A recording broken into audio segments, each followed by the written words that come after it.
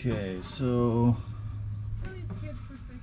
let's see, this first one, it's the original one I did the charge on, 11.17, and now that they're connected, I got the other one charged back up, 10.4. I'll go plug in the charger.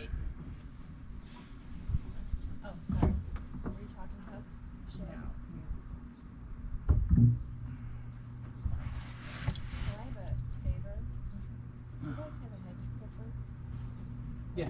Like the kind that you plug in? Yep. The trimmers? Yeah. Can I please borrow them?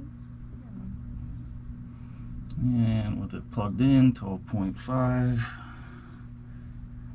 And 12.6, 12.6.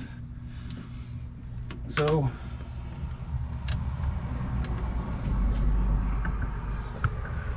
as you can see now, I'll try to get this angled again.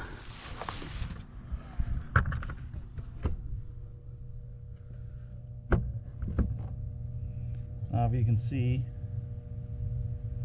battery 1 was the good one to begin with. 100% it maintained charge. Battery 2, now got it flashing at 10%. And battery 3, now got it flashing at 10% as well.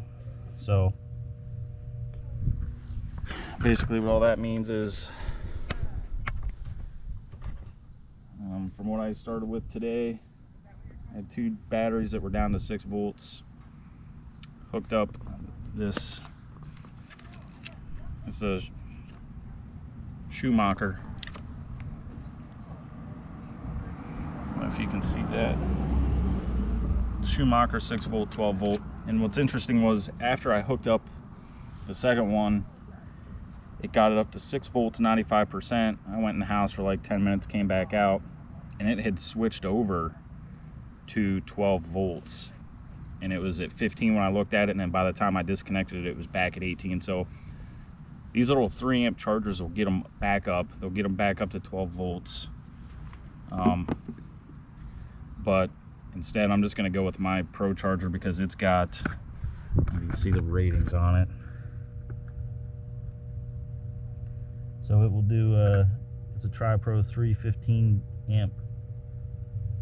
Should charge it at 15 amps, but then if you look down here in this corner, input 115, 9 amps, output 12 volts DC at 45 amps DC.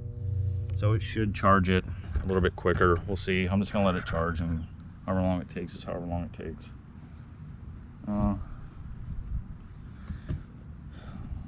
So yeah, now it's all wired back up the way it was. I got the batteries back lined up in series, and hope this helps somebody. Go get yourself one of these chargers to help get it back up at least enough to get your onboard charger to take it the rest of the way.